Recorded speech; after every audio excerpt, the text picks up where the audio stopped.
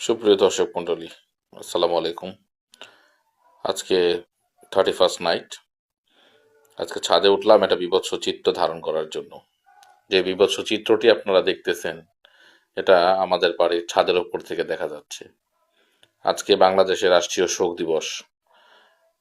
বাংলাদেশের সাবেক প্রধানমন্ত্রী আজকে জানাজা এবং দাফন সম্পন্ন হলো। রাষ্ট্রীয় শোক দিবস চলতেছে আজকে 3 দিন যাবৎ। এই রাষ্ট্রীয় শোক দিবসের মধ্যে এই বাঙালি জাতির জেন জেড প্রজন্ম, তারা যে কত বীভৎস হতে পারে তা আজকের এই রাতের আতশবাজির মধ্যেই বোঝা যাচ্ছে। যে রাষ্ট্রীয় শোকের দিনে তারা কিভাবে আতশবাজি ফুটিয়ে নতুন বছরকে বরণ করছে। এই নতুন বছর আমাদের জন্য কি আদৌ কোনো সৌভাগ্য বয়ে আনবে নাকি দুর্ভাগ্য বয়ে আনবে, একমাত্র আল্লাহই জানে।